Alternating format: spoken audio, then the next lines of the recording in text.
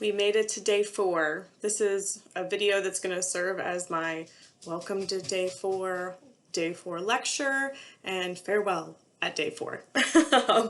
So I do want to say, first and foremost, thank you all for participating. I'm saying this as if it has already happened, but I'm very confident that everybody will be participating.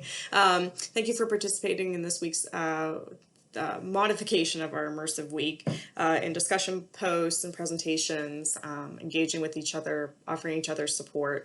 I don't think anybody could have imagined that we would be doing it this way. But I really do appreciate the flexibility that you guys have allowed me to have for this course, and I hope that even though we weren't together in person, that you feel a little bit more connected to your cohort moving forward. So just to recap, typically on the last morning of the immersion week, I just kind of leave the class to do presentations of genograms, and so since we aren't doing that, you got your presentation space, and so I encourage you to go and watch everybody's presentation as you might in an actual in-person class. But so I don't typically do a lot of talking the last day of immersion week, but I do like to recap where we've come up to this point in the semester. I mean, really, if you think about it, you basically read an entire textbook, and that's a pretty big accomplishment if you think about how large textbooks typically are. So at this point, in reviewing Ivy's taxonomy, right, and the 5 stages of the interview, I really want to reiterate that when you're thinking about your future videos that you might be recording in this class and in other classes as well, it's always a good practice just to kind of review before you sit with a client where you think you might go in that session. At the very least, to to refresh your memory, of course, with the clients that you met with already in the past, and looking over progress notes, case documentation, but also to try to figure out, where do you think that hour will take you with that person? What do you hope to accomplish in that short amount of time?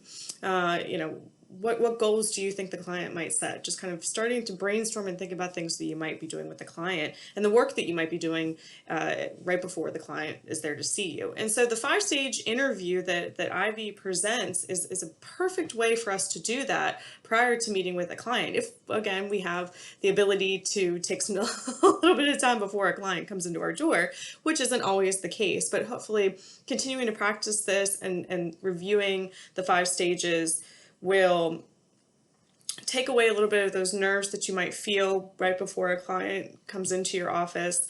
If you're looking at them kind of written down prior to doing baseline videos in this class and other classes, maybe at some point in your life, you don't even need to look at it anymore. It just all comes naturally. And I promise that'll happen. It might not feel like it at this point in this stage in your development, but I promise at some point it will feel very natural to be sitting with a stranger and getting all their life's history dumped on you in a very short amount of time.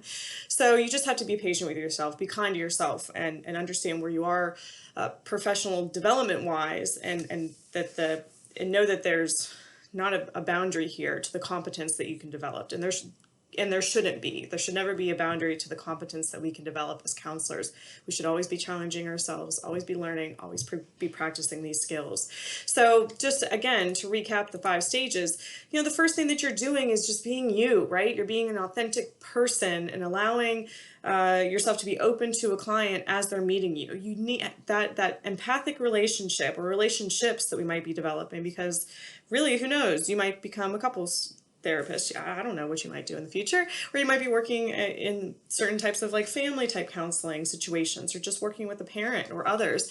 But the main thing that you're doing at first is trying to build a relationship, because without the relationship, there's nothing. That's why clients may not come back. Maybe that relationship wasn't formed as quickly as it should have been. And don't be hard on yourself if that happens. Unless it starts happening all the time. but sometimes we just don't connect with people. We don't connect with people in the real world, in our personal lives. We don't connect sometimes with family members. And that's just the nature of us, as the nature of human beings. We can't expect that we will form this beautiful empathic relationship, this therapeutic alliance with every single client that we have. it will develop to varying degrees with different people and dependent on a lot of different things. But what you can do to help facilitate the development of that relationship is be an authentic person, be yourself.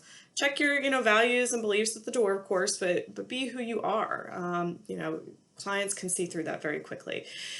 The second thing that you're always going to be doing is gathering information. A client comes to you and you don't know who they are, right? You don't know who these people are, what their issues are, what problems they're bringing to you, what their goals and dreams might be. So you have to allow yourself that space and that time in the beginning to learn about the client, to sit back and take in a good amount of information, and then start to ask the questions in the right way that we know how to do it now to fill those holes, to fill the gaps in the story, right? I mean, imagine you're reading a textbook. What if I had ripped out, 3/4 of the pages and just said, all right, well, now you know how to be a counselor, right? You're reading a fourth of the text. That's good enough.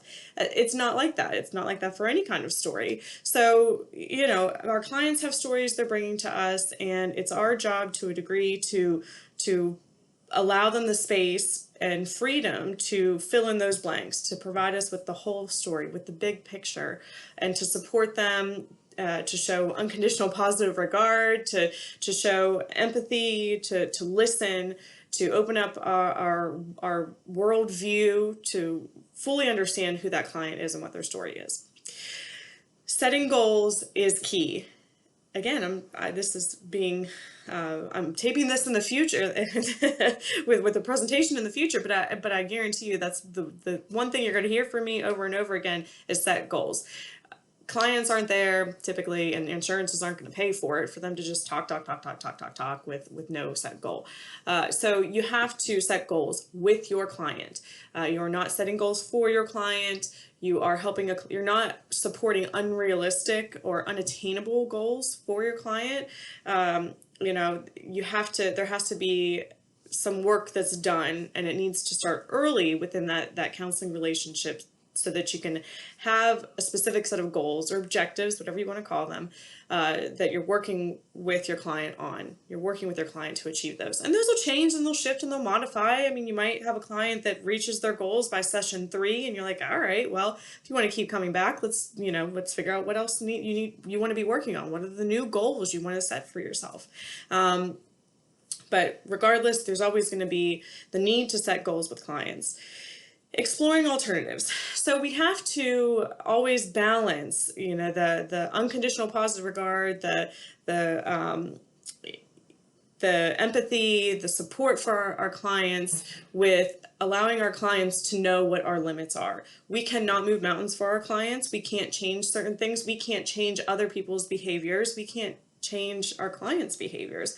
So we have to be able to share with our clients that, okay, this is the goal that you're setting. This is what I can do and this is what I can't do. So make sure you're always covering both sides of that. There are things that, because of our job descriptions, because of the agencies that we work for, because of our limits in terms of competence in certain areas, there are some things that we will not be able to do for our clients, but you can really do a detriment to the client if you lead them to believe that you can do everything, and then at the end of the day, you can't. That could potentially be an ethical violation. An ethical dilemma could present itself within that, and you don't want to do that. But you always want to be forthcoming with your clients. And you can do that by exploring alternatives, right? So you can weigh the pros and the cons. You can ask your client certain directed questions. If you woke up tomorrow and a miracle happened, using the miracle question. If it was the perfect world, if everything was the way that you wanted it to be, what would that look like? Conversely, okay, what's the worst case scenario? What's the worst case situation that happens here? And then processing those things with your clients. And then finally, action. Okay, so we always are thinking in the midst of all the other things that we're thinking about in a session with a client, we're always kind of thinking in the back of our head, what's next? Where's this client going tomorrow? What about a month from now? What action is going to be happening with our client? Are we actually moving towards reaching those goals? If not, we need to reevaluate. We need to seek supervision or consultation with our peers and our supervisors. In some cases you have have to have difficult conversations with clients where you are basically putting it all out there and saying, I'm not really sure where we're going with any of this. Is there a benefit truly to us work continuing to work together? So remember that there are these stages that have been nicely outlined. I'm not going to, sugarcoat the reality of counseling with clients. It's unpredictable at best, but that's half the reason why we get into this a lot of times is because no day is like the day before. And I always have loved that about working with people that I've never had. I've had clients with similar backgrounds and situations, completely different outcomes. No client story is exactly like another one that you might have. And so there's always that area of unknown, but you can kind of continue to structure the way that you approach counseling sessions with your clients using these types of stages that can really be beneficial. Key skills, I'm not going to go through all of these again, okay? You've been working on those all week. I want you to continue to develop these and to continue to hone in on these micro skills. Hopefully I provided you with a good amount of feedback on things that you are doing well on and things that might need improvement. Listening is one of those skills, active listening that you lose if you don't use it, okay? It's like learning a foreign language. You have to continue to practice active listening skills and accurately reflecting feelings and meaning and content to people. These are things that you can continue to practice in your own life without basically pretending to be somebody's counselor. You can learn to be a better listener with the people around you. Challenging the client can be very difficult. Providing feedback, identifying the role you might need to play in that moment is really important. And I love this textbook, and I like Ivy because of the fact that they recognize that sometimes as a counselor, we are a counselor, kind of in that traditional sense.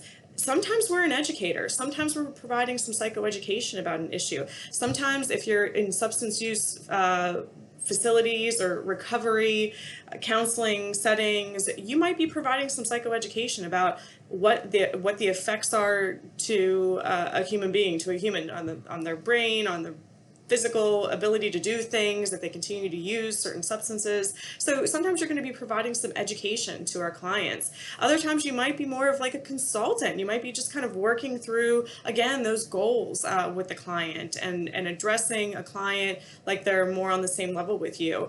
It's not an unrealistic thing to consider that someday you might be counseling another counselor because we always like to practice what we preach, right? And so if I'm needing additional self-care, and a lot of you have really self-disclosed, and I appreciate that you have seen a counselor. I've seen a counselor before. I tend to be a little bit more proactive about it. And, anytime there's an issue, I'm like, I'm going to go in for a day or two.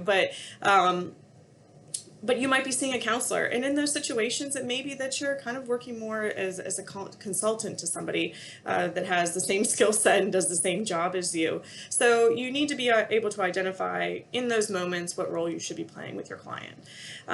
Things to consider next, okay? So we have the rest of the semester. We're really going to be focusing in on using these micro skills and using therapeutic approaches, how we apply different theories to different populations of individuals, okay? So we're going to be a little bit more specific in terms of the populations of individuals we might be working with. I encourage you to keep an open mind. I know not all of you are going to go into rehabilitation counseling, but I do want to make sure that you have that education that supports the degree you're earning, which is why I had some of the disability affirmative therapy videos earlier in the week. But so we're going to be looking at providing counseling to people with physical disabilities, providing counseling to individuals with substance use disorders. So I know not everybody is going into substance use as a specialty area, if you will, but I still want to make sure that we're covering that. So we're going to be kind of focusing our attention on different populations at the end of the semester. I'm not getting into a great amount of detail about the theories, again, about the theoretical orientations, because you're going to get that in 606. I can only assume right now that I'm going to be the one teaching 606 in the fall. We haven't been given our specific courses for next semester yet, but but that's what I get into in 606, really a more detailed a detailed review of each of the counseling theories. But I want you to start exploring some of those theoretical orientations, trying out some of those techniques and the videos that are coming up and the role plays. I'm not sure what classes you might be taking in the summer, but a lot of the classes that are offered still ask you to do some type of role play. So continue to practice these things. It's a long time between the beginning of May and August where, you can be using some of the things that you've learned in this class over the summer with peers, with individuals in your circle, right? Of course, always practicing within ethical boundaries. The one thing I always say to people if they want to start telling me a little bit more about themselves, if they want to share their story with me, first and foremost, if I'm not in a counseling setting and they're not my client, I will say, I'm not your counselor. I can't be your counselor in this setting. Just so you know, this isn't a counseling relationship. Usually they're going to go ahead and continue to talk, but in that moment and continuing forward, I just consistently remind people that I'm not a counselor. I'm not their counselor. It's not that I'm not a counselor. I'm not their counselor. I'm not counseling my friends. I'm not counseling my family members. But I can actively listen to them, right? We can do that for everybody. So hopefully that gives you a little bit of an idea of what's coming up.